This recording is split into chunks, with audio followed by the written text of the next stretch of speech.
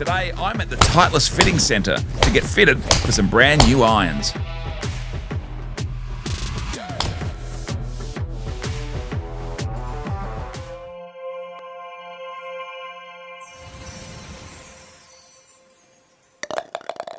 JL, what are we doing? We're going to kind of not cheat a little bit, but I'm going to use some of the data that you've already got to kind of start this process. As Toby was saying, like, height and land angle are really what we need to make the ball stop on the green. Now, you've got some fairly sort of healthy numbers there with your 7-iron. What we're going to be doing is looking at maintaining that height with every single club that you have in your bag from driver down to 7-iron. So when we did your fit for this, we got that peak height up above 20, which made the ball go significantly further. We don't really want the irons to go as far as possible. We want them to be a controllable distance. So if 120 is your carry distance for a 7-iron, that's fine. And we just want a 10-meter gap between each club. And if we can maintain that height and increase the ball speed per club by 5 miles an hour, then we're going to achieve that. Okay. So most likely and sort of most often fit that we see is what we call a blended set. So you might have one iron model from 7-iron to pitching wedge. You might need something different in the 6 and the 5-iron to get the ball speed to go up. Yep. And we're just going to figure that bit out. Sure. So very rare that someone's got the same irons from top to bottom. Okay.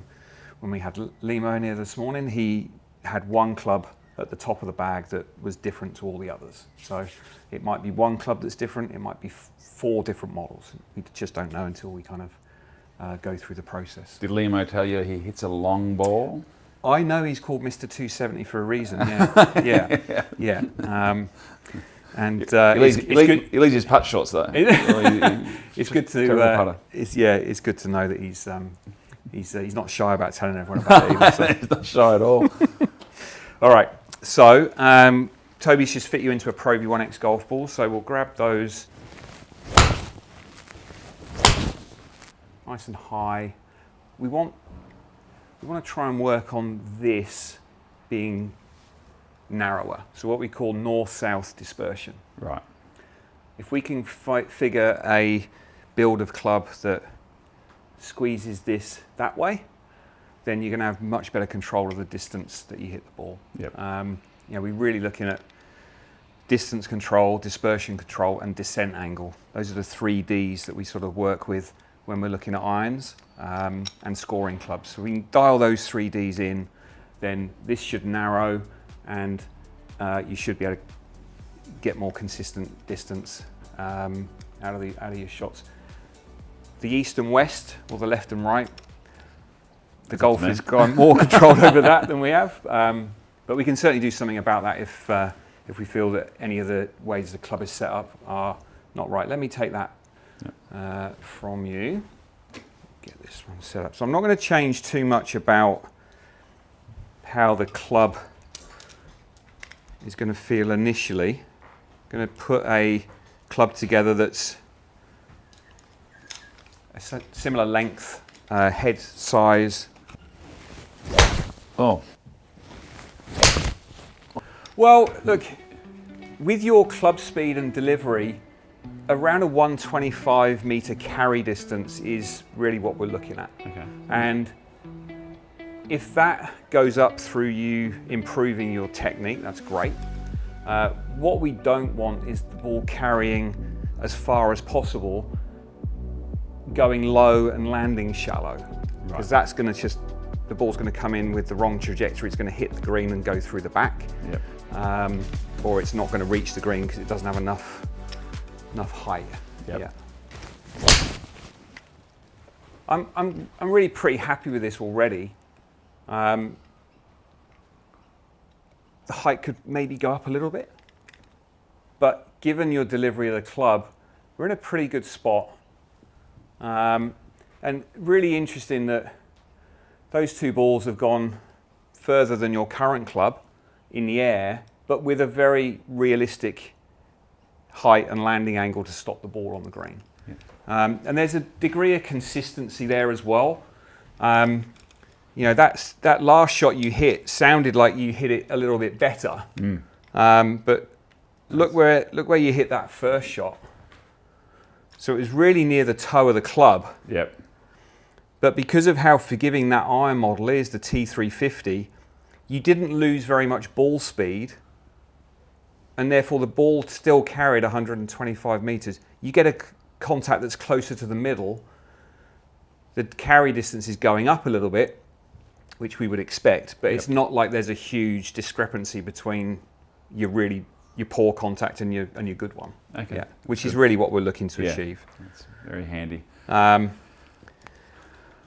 This is a really good function on TrackMan to sort of show us what is possible with the delivery of the golfer, and really a little bit more backspin on the ball. We would get the ball a little higher, get the ball to land a little steeper. But like I said, with your delivery of the club, an optimal carry distance is going to be somewhere between 125 and 130 meters with a 7-iron. Okay. So this is the 250 model, slightly smaller in size at the club head, but with all the same internal designs and constructions to really help with forgiveness and ball speed consistency across the face. Oh, no. Okay, just set yourself up again, because that is something that's happening that's quite consistent. Just set yourself up. So what's going to happen when you swing your arms and this club that way is if you stay on your heels, you're going to fall over. Yep. Your brain won't allow you to do that. So you rebalance this way, and then you hit over the top of the ball. Right. So there's a lot of movement happening because your balance is just a little bit in your heels. Okay. So don't change anything else about your swing, but just get your weight to feel a little bit more in the middle of your feet, just so you feel a little bit more stable. Oh. Okay, but there was much less movement with your body and posture position. So let's try that again. Let's try something from that same setup position. But I want you to imagine that you're hitting a pitching wedge type of swing rather than a 7-iron type of swing. Yep. Okay. So your club head speed was at 77 miles an hour with that much effort level. So the two shots we got registered there, club head speed was exactly the same. So it may feel to you like you're not swinging as quickly, but what's happening is all of the speed is in the delivery impact rather than getting you off balance there. Yep. Yeah, no, it's been something I've actually, Dale Lynch's been telling me that if you feel like you're going to there, you're probably going to there. Yeah. So just to shorten it. Yeah, and just like I said, get your weight kind of off your heels. We don't want it on your toes either, but just get yourself in a position that feels like you've got good balance. Again, club head speed's at 77, so you're not swinging with less speed. You're just delivering it with better synchronization. This club's got more loft than the 350, so there's a 1.5 degree difference in the face angle between the two models. Now, that does mean there's going to be a bit of a sacrifice in distance, and that's okay. But I think the 350 model, to me, looks like you're going to get much more into a position where you can just carry the ball that little bit further without sacrificing height. Is that this one or is that the? That's the other one. The other one, yeah. So, you've got at the moment you've got a club head on your current clubs, which is quite big. Yeah. And that can often give the player a bit of comfort, a bit of confidence. It's even this optically looking down. Yep. Just almost, it does play with your head a little bit. Just kind of looking at this different shaped club and size club. Yep. So I'm going to give you a 350 back, but I'm going to add a little bit of loft. Thank you. The same thing with the swing. Just get your balance right first, and then just imagine that you're making that pitching wedge type swing with regards to tempo. This is the thing I like about this iron model for you, is that the sound there was not perfect at all. But when we look at the ball speed there, it's still 103. You've got more spin on the ball because of whereabouts on the face you hit the ball there. So it's quite low in the face, which is going to create more spin. So you can sort of see there, low in the face with the contact. That's what caused the spin to go up a little bit. The ball still carried 122 meters. So, you know, as miss hits go, it's probably found the front of the green maybe. Yep. Yeah. Does that club head give you a bit more confidence in terms of? I think so, yeah. Pretty happy? Yep. So we've got other iron models, T150, T100. You know, what happens there is that the chassis size gets smaller. We've already sort of discovered that, you know, as that T250 got smaller in size, it kind of made it a little bit harder for you to feel like you were going to make contact with it. So we're going to stick here. Nice. Because again, we want you to be playing with confidence. We want you to. There are enough things that wreck my confidence on the course. I don't need to. Indeed, yeah. They're definitely can be. Less effort you put in. it's which is what it's what that's been saying. Like you feel like it's that whole thing of like you try to hit the suitcase off the ball, and that's when you just let the club do the work. That's what Dad's been telling me for. Got my new shoes on, nice and steady, and the clubs, they're elite. And I'm not displaying. I'm not saying every shot I'm playing is elite now, but I don't have the club to blame. I'm basically getting rid of things to blame from my game. And sadly, it's just going to be me in the end who's to blame.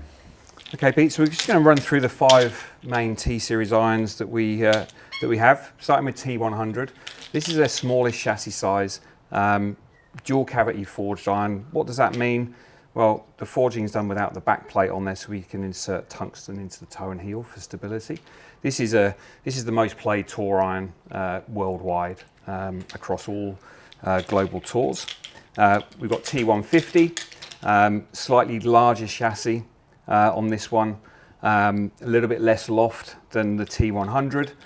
Again, dual cavity forged with those back plate not being on there when the forging's done. Insert the tungsten in there. This has also got a feature inside there, which is thinning the face. Okay. And that makes the ball come off with a little bit more speed in comparison to the T100. And then we go into our largest chassis. So T250, this is an iron model which is a hollow construction. So it's got the face and the front is a sort of a forged insert, and then we've got the rest of the body, which is the rest of the club head there. So there are 2 pieces to this club head. Again, lots and lots of tungsten in the toe and the heel for stability. And then we've got T350. So you can see very similar construction to the 250, same L-cup face and chassis, max impact technology inside the head. That's a support mechanism for the face to stop it from